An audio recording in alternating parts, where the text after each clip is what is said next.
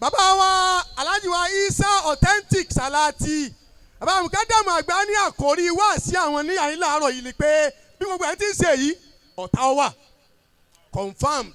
bàbá wa ọ̀tá mẹ́ta náà ní bẹ ní gbogbo àgbáyé. tọ́ àdúgbò mùbínú. gbogbo wa lamọ eléyìí ọ̀gá gbogbo àwọn ọ̀tá nù. òun lè sùn. ó wá kù àwọn méjì. nkánà fáwọn kọ̀ọ̀ka. wò ó tọ́lọ̀ ń bá ní kọ́tẹ́ èèyàn ojú yàn lọ. kọ́ haraka. yóò borí rẹ̀. eninu ó ti fi ọmọ wọlé o. ó di méjì. wọ́n nkánà tààtàkà. nabi. sallallahu alayhi wa sallam. àwọn èèyàn òyìnbó anabi dáadáa. sallallahu alayhi wa sallam. ìyòǹbó anabi ẹlẹ́ẹ̀kẹta àwọn ẹnìkájọ́ lókè jù báyìí lọ. sallallahu alayhi wa sallam. pẹ̀lú yọ̀ǹda àwọn àgbàlagbà níkàlẹ̀ wọ́n ní iná àtẹ́yìnáka èyí tí a máa fi béèrè àlékún àlàáfíà fún bàbá wa Grand Mukadam of Ìlọrin and it is the environ àwa wa Mukadam Agba wọ́n ní kí a ké fún wọn ní sinna àti àwọn tí a máa ń ké sí tí àwọn àgbàlagbà yọ̀ǹda rẹ̀ bẹ́ẹ̀ àlékún àlàáfíà la fi ń béèrè fún ọlọ́mọṣà máa ṣe ń gbogbo gbà ó yẹ já ké kóhóyàmù. Bismillahirrahmanirrahim. Inna ataynaka al-kawthara fasalli li rabbika wanhar inna shanihaka huwal abtaru inna kafaynaka al-mustazihin inna kafaynaka al-mustazihin inna kafaynaka al-mustazihin fasayakfikahumullah wa huwa as-sami'ul alim fasayakfikahumullah wa huwa as-sami'ul alim fasayakfikahumullah wa huwa as-sami'ul alim. Àmín mẹ́ta mẹ́ta. Amina. Amina. Amina ya Allah. Àwa tí a ké náà wọ́n ní Ọlọ́run kó gbàdúrà ẹnì kọ̀ọ̀kan wa náà. Kálukú ké náà àti iná kọ̀ọ̀kan fúnra ara rẹ̀. Bismillahirrahmanirrahim. Inna ataynaka al-kawthar fasalli li rabbika wanhar inna shani'aka huwal abtaru. Wọ́n ní kí a farabalẹ̀ láàrin ìṣẹ́jú mélòó kan. أعوذ بالله من الشيطان الرجيم بسم الله الرحمن الرحيم أعوذ بالله من الشيطان الرجيم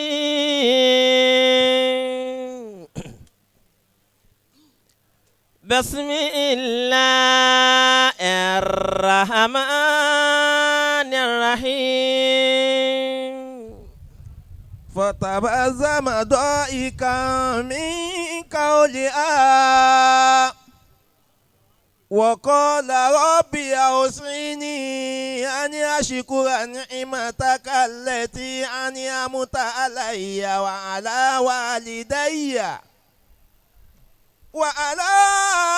والدي وأن أعمل صالحا ترضاه وأدخلني برحمتك في عبادك الصالحين ولئن أذقنا الإنسان منا رحمة ولئن أذقنا الإنسان منا رحمة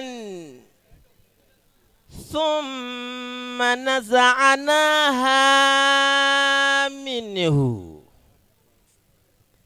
إنه ليئوس قنوط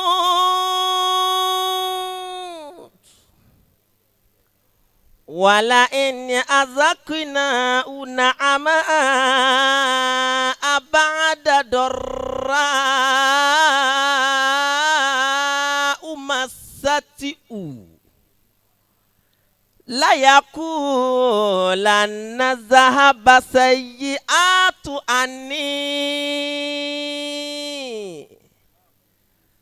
ذهب سيئات عني إنه لفرح فخور إلا الذين صبروا وعملوا صالحات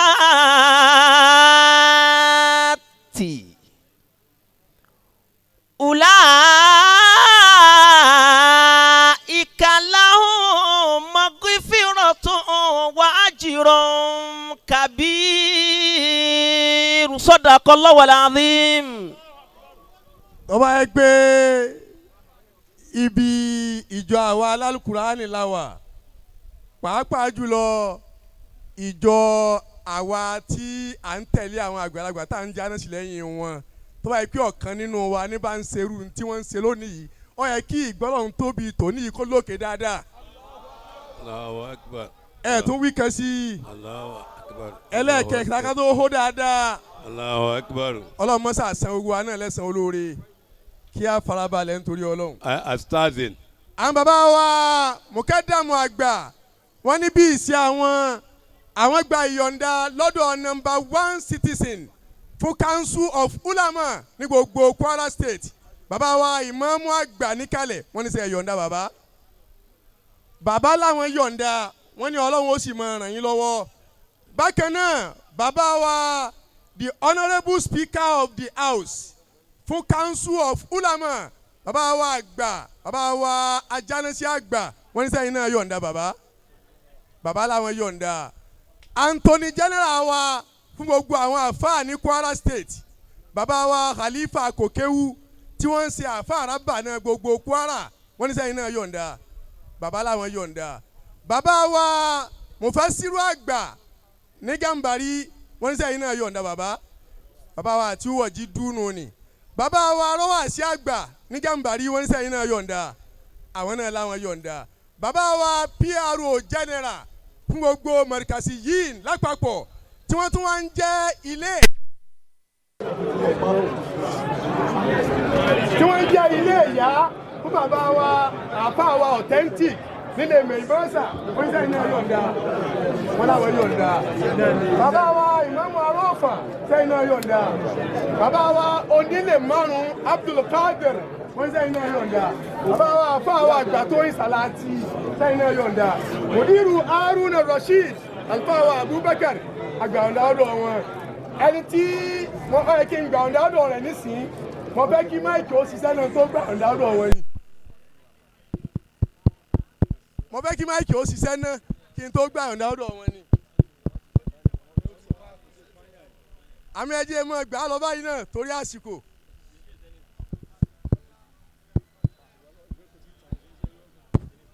ẹni tí mo fẹ́ gbà ọ̀dà ọ̀dọ̀ rẹ̀ yìí gbogbo ohun tí ń jẹ́ ọ̀dọ́ ní Kwara state jẹ́ wí báni tí ó fẹ́ ṣe dáadáa nínú ayé inú ẹni tínú rẹ̀ máa dùn sí dáadáa ẹ̀ ń tọ̀hún lẹ́ni tí mo fẹ́ dákọ̀ yìí wà ṣébẹ̀ ni àbí bẹ́ẹ̀ kọ́ àwọn náà ni chief host of today's program talent ọ̀hún ẹ̀ mọ̀ ṣe ṣéwù kalẹ̀ ẹ̀rí bẹ́ẹ̀ lẹ́ẹ̀kẹ́ sí ẹ̀rí bẹ́ẹ̀ lẹ́ẹ̀kẹ́ sí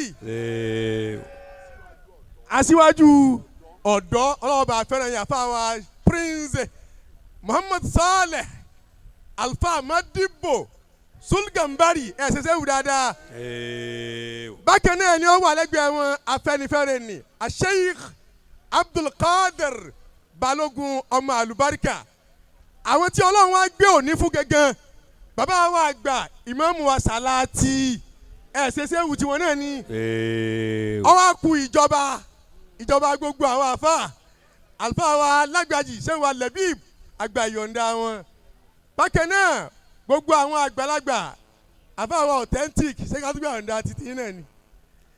àgbà tiẹ̀ náà ni. àgbà àfáà wa authentic alájí wa Túnjí Balógun Malam Bukhari àgbà ìyọ̀ǹda wọn alájí wa Yusuf Gambari àgbà ìyọ̀ǹda wọn àwọn àfáà wa tí wọ́n ń dìde látàárọ̀ àgbà ìyọ̀ǹda wọn. Dr. Bube all the way from University of Ilorin agbàyọ̀ǹda wọn Al-Imam Kadiri ọkùnrin Ọlọ́run ni ẹ̀wò bí wọ́n ṣe ń wò ṣe yọ̀ǹda ṣúgà agbàyọ̀ǹda ṣúgà àìnù rídọ̀ wọn làwọn ọmọ ẹgbẹ́ náà bá Mukadam Agba púpọ̀ agbàyọ̀ǹda wọn àfàwà Kúbá agbàyọ̀ǹda wọn gbogbo tí jẹ́ Salatis àfàwà Ìkókóró ṣéwù àmọ̀tọ́dọ̀ Amirul Jaisi ẹ̀ bá ń ṣe ṣéwù wọn alibari sí ń kọ́ agbàyọ̀ǹda wọn àfàwà Mẹ́kúdí Bayaroba àfàwà Arimiyahu mínísítà ń kọ́ àfúkú agbàyọ̀ǹda wọn àjíwá ayára agbàyọ̀ǹda wọn alágúnmu agbàyọ̀ǹda wọn àlùfáà wa oyin tí ń bá àbá wa amọ́dẹ gbogbo kálukú tí ń bá ń wò wọ́n lọ́kọ̀ọ̀kan tí wọ́n bá ní mọ̀ dákọ̀ ọjọ́ wàá lọ púpọ̀ gbogbo ẹni yòówù tó bá wá yọ̀ǹda níyà yín kọ́ni àwọn kì í rí báyìí gbogbo kálukú àti gbogbo àwọn ìyá wa. ẹ dákun tọrọ Ọlọ́run bàbá wa imam àyè wà ọ̀rọ̀ wà kíní yìí ti di mi pẹ̀lú bàbá wa imam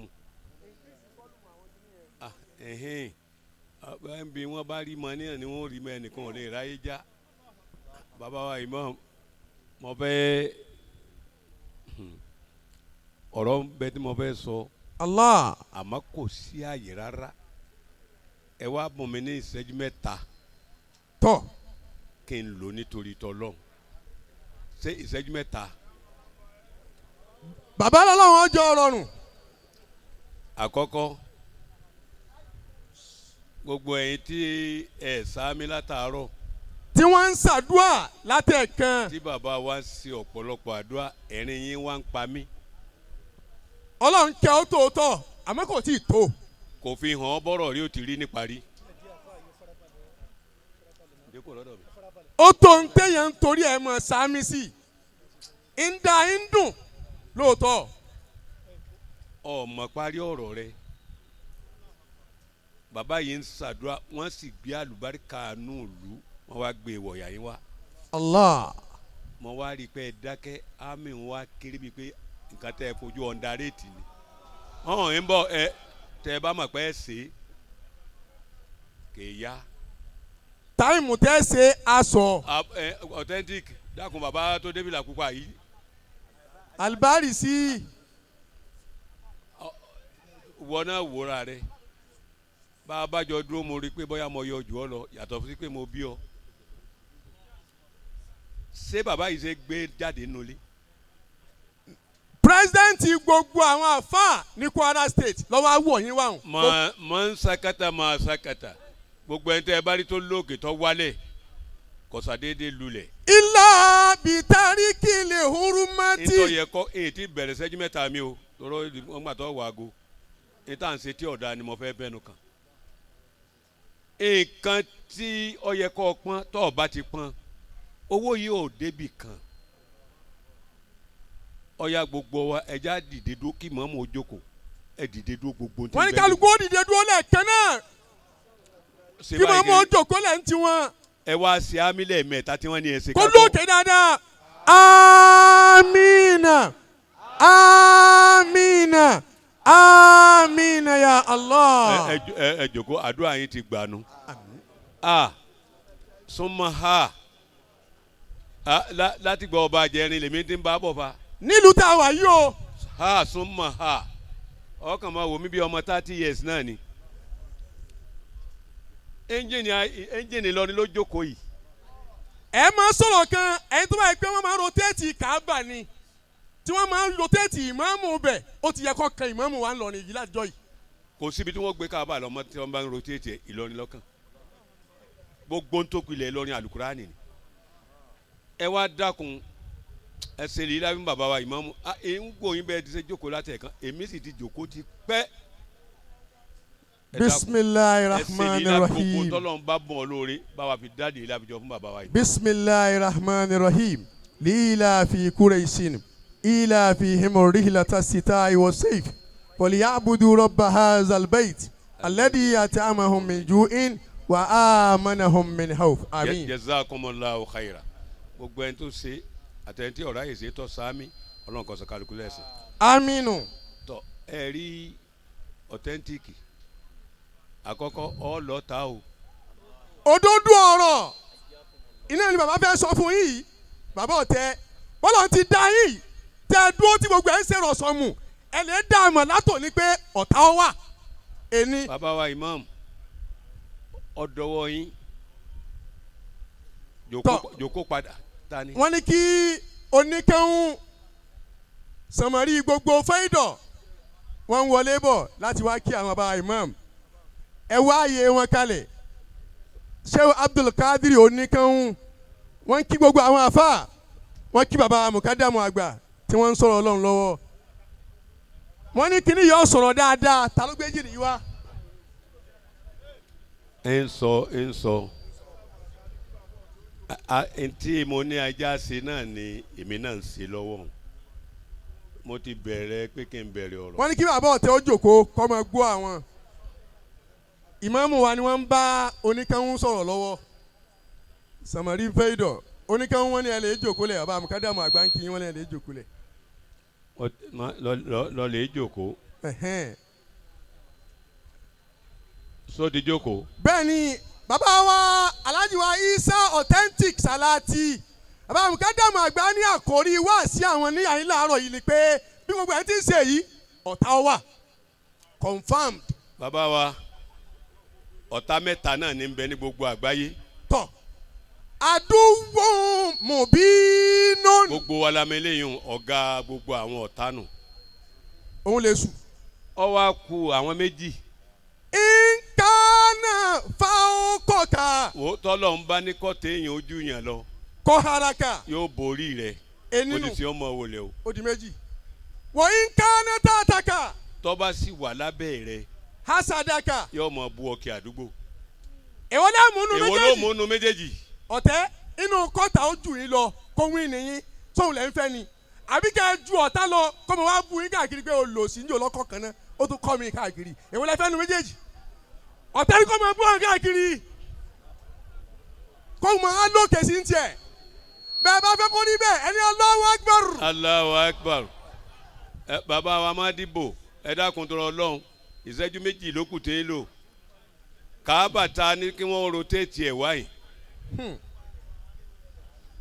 nǹkan tọ́lọ̀ ní kí Ibrahim ó rì mọ́ erigun Káàbà tó fi gba kíkọ́ kò ní rì í má rẹ ilẹ̀ ẹlẹ́ ń bomi ara èèyàn ni ó rì í mọ́ bí ẹ lépa rẹ̀ ipò ò ní ka Ọlọ́run mọ́sàjọ́ wà lára ọmọ yìí ọ̀la ní ńlá tó ti jáde kí ni nǹkan náà. awalan. àkọ́kọ́ rẹ̀ ó ní la ilaha illa ana. lè kọ́ sẹ́nigun àkọ́kọ́ ọbí tẹ́ kọ́kọ́ àbá sí. gbogbo ẹni ọba fẹ́ kọ́lé kọ́ lọ kọ́ síbẹ̀ yọ kọjá kíákíá ni. eninu saniyan. ẹlẹ́ẹ̀kejì rẹ̀. la ilaha illa ana. kọ́sọ́ba kan sí àfẹ́mi lọ́ọ́ fi sẹ́rígun kejì. ana muruhiya. èmi mo lè ṣe kárọ̀ dẹ Káàbà. bó ṣe kọ́nu. bó ṣe kọ́nu. ana muruhiya. ẹlẹ́ẹ̀kẹta rẹ̀. la ilaha illa ana. kọ́sẹ́nìkan àfọwọ́n Ọlọ́run ẹni ọba mà pé òun tún lẹ́lòmíì lẹ́yìn Ọlọ́run kọ́ náwó kárí. ana mo. ọ̀dà ẹni ọba mà pé Ọlọ́run lòun ní kọ́ náwó níyìn. ana muguliya. èmi mo lè ṣe kíkà bọ̀ ọmọ ọ̀hún ihun sí àbí ọmọ ọ̀hún. erigun kẹta nu. erigun kẹta tó rí mọ́nu. rabian. ẹlẹ́ẹ̀kẹrin. la ilaha illa ana. Ọlọ́run èrí yóò mára mùsùlùmí. la ilaha illa ana. ẹ dákun ẹ má dara wọn ana muhliku sunnati. Ọlọ́run ò ní rí yóò mára gbogbo ẹni tó jẹ́ ọmọlẹ́yìn ànábì. èmi ni wọ́n bá tẹni tí ń ṣe sìnà jẹ́. muhliku sunnati. èmi ni wọ́n bá àwọn jẹ́ bọ́ bá rí ṣe kò ní rí ṣe mọ́ tó bá yáàyè kò ní yáàyè mọ́ gbogbo tí nǹkan àdàrú fi báyìí yóò wá kó sára rẹ̀ kò ní eléyìí Ọlọ́run ò ní kó sára àjọ ànábì ẹ sá mi fa. bẹ́ẹ̀tún. ilé tó o bá wá rí téèyàn rí lẹ́kọ́ ìṣẹ́jú kan tó kù. tújà dídù. ń bọ̀. lílìkẹ́rì mi karama. bàbá bí o bá rí téèyàn rí lẹ́kọ́ láyé obìnrin rẹ̀ lè ṣẹlẹ̀. Allah. èmi kí mo wí àdísì ní gbogbo yín létí mọ́. salasatun. mi alamati sa'adati limari bí èèyàn bá ti ṣe rí rẹ̀ láyé àtọ̀run obìnrin rẹ̀ náà fi ṣẹlẹ̀ rẹ̀. lákọ̀ọ́kọ́. tó bá ti fi ṣẹlẹ̀ lẹ́hùn maskanu sọ̀ọ̀lì Ọlọ́run kọ́ lè rè fún. ó di méjì. wọ́n mọ̀rẹ́ kábù sọ̀ọ̀lì bọ́ bá gun nǹkan kò ní jáàmù kò ní kọlu ẹnìkan.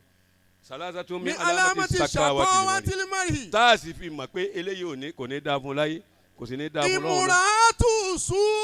obìnrin bú ní ìṣẹ̀lẹ̀. wàlẹ́hu maskanu sú. bí ọba kọ́lé ilé ọdọọdún ní ọmọ ajá máa dìbò.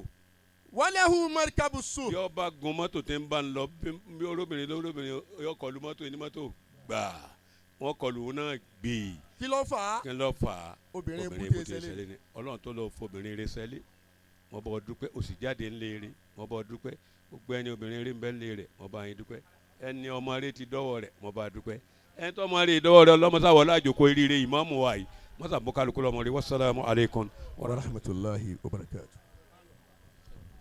wá sínú bẹ́ẹ̀ ni lódìdí eléyìí tó jásí pé bá a ti máa gbọ́ ní gbogbo ìgbà nù. tó bá lẹ̀ yìí mu. bàbá àmọ́mọ́ àgbà tilé kòkòrò Kwara.